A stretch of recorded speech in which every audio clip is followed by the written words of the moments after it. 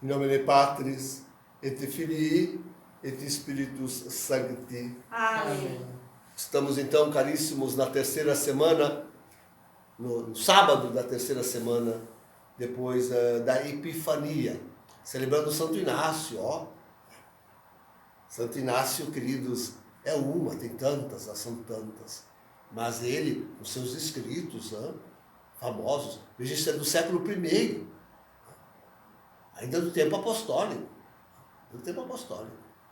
E ali transparece limpidamente como, de fato, a Igreja Católica, única, fundada por Cristo Jesus, vem de Cristo Jesus, não nasce com Constantino e o seu decreto de liberdade. Que bom. Isso é uma idiotice histórica tão grande que só evangélicos mesmo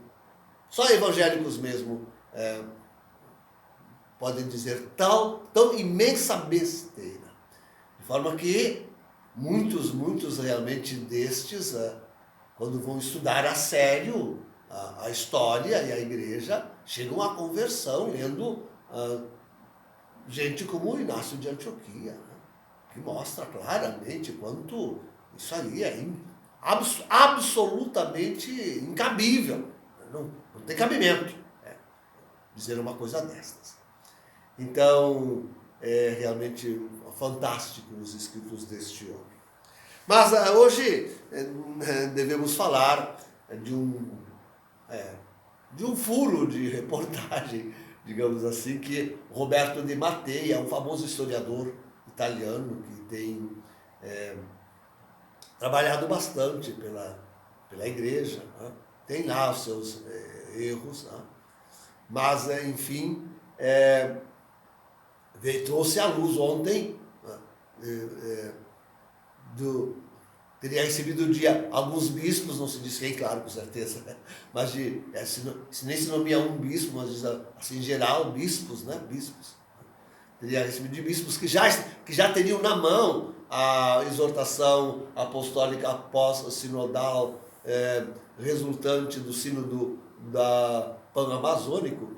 Então, de Mattei teria publicado na íntegra o parágrafo 111 da dita exortação, onde afinal se diz que, considerando, se abre para ordenar sacerdotes a homens idôneos, podendo ter família. Então, de fato, para as regiões remotas, isso é uma coisa, para as regiões remotas da Amazônia, né, onde sacerdotes às vezes levam anos para chegar, então ali eles teriam os seus sacerdotes. De fato, queridos, vejam quão, com certeza, sabendo de tudo isso, é que Sara e Ratzinger escreveram aquela do fundo dos nossos corações, né, defendendo o celibato sacerdotal, onde, aliás, eles dizem que há uma incompatibilidade ontológica entre o sacerdócio e o matrimônio. E aqui no novo escrito, isso é, na exortação, se rechaça isso, não havendo essa tal incompatibilidade. Mas de fato, queridos, é uma coisa impressionante. Começa que é preciso notar quão de fato a Igreja hoje é dirigida sinodalmente. São sempre os frequentes sínodos que têm trazido a grande direção para a Igreja. Não é mais o Romano Pontífice, não são mais os concílios universais ecumênicos, não, mas são a Igreja se tornou sinodal. Isso é um ataque frontal ao papado. Isso é um ataque frontal ao papado. Preciso entender isso. Preciso começar por entender isso. E não são quaisquer assuntos, né? São assuntos realmente do coração da igreja, da cabeça da igreja. Aí é o ataque papal, da cabeça da igreja. Então, a igreja dirigida por exortações postas sinodais, já disse, repito, do elenco, da classificação que se pode fazer dos escritos pontifícios, desde a bula áurea, o mais alto, o mais elevado documento, a bula áurea, né? Porque marcada com um selo de ouro, tem a bula áurea, a de prata, né? E a de chumbo. Né? Aquela áurea é a mais para proclamar o dogma da Assunção, da bem-aventurada Virgem Maria, o Papa fez uma bula com o selo áureo. Né? Áurea.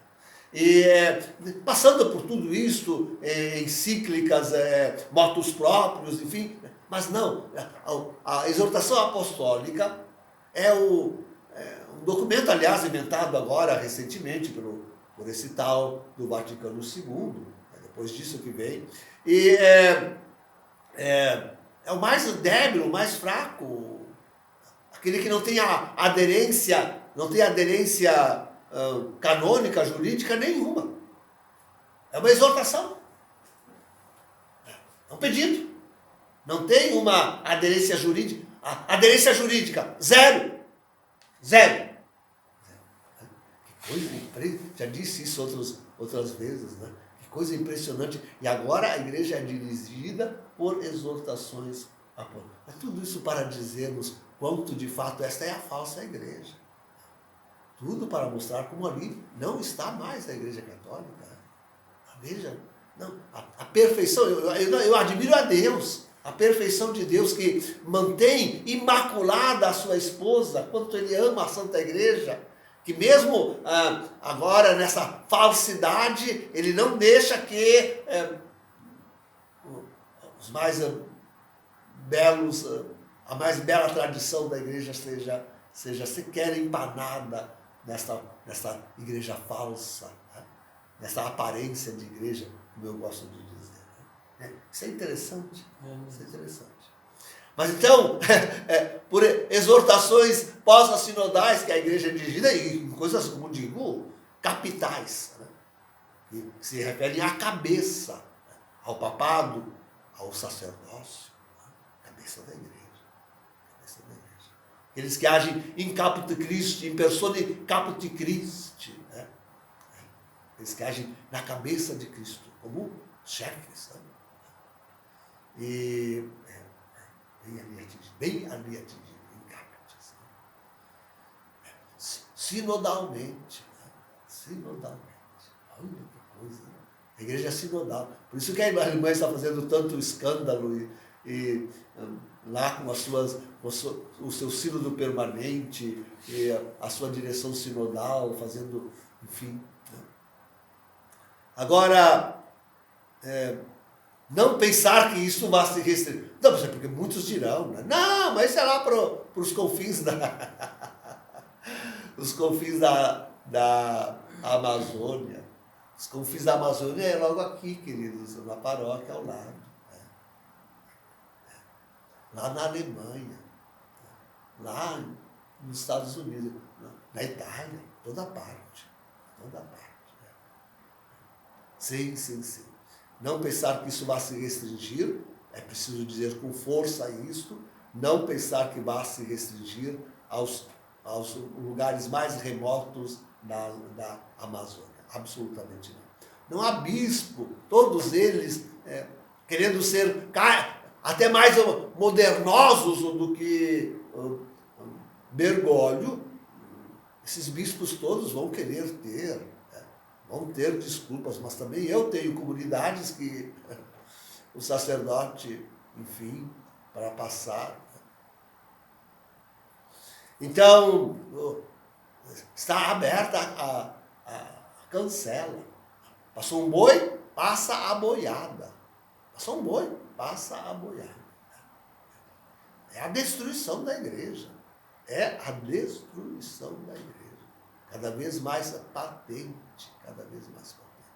Isso se dará em toda parte, em todos os lugares, com certeza. Sempre se encontrará razão e desculpa para se ordenar homens casados. A idoneidade depois já será de somenos importância, porque é tanta a necessidade que se ordenará. Bom, começará, não sei como ficou no caso as diaconisas, né? Mas logo se ordenarão também mulheres. Não descansarão enquanto não ordenarem mulheres sacerdotisas. Não descansarão. Não descansarão. Então, mas nem precisa chegar lá, né? A coisa já é, né? A coisa já, eu já disse, né? Essas ministras da comunhão, que seriam para ser ministras da comunhão, elas fazem verdadeiras celebrações, né? Verdadeiras missas. Bom, aqui no Rio Grande do Sul, estes bispos, não vou dizer nossos, né? Estes bispos aí já concelebraram com pastoras, né? De outra religião. Por que não vão concelebrar com sacerdotisas católicas, ditas católicas? Por que não? Já celebraram, já concelebraram com pastoras de outras religiões, por que não celebrarão? Por que não? Por que não? Então, para eles tudo isso é de somenos importante, não tem valor algum. Sacerdócio,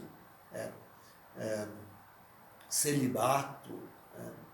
Bom, vida contemplativa, as irmãs estão apavoradas sempre, falando como. Tudo isso já destruiu, tudo isso já destruído. Já está tudo isso destruído.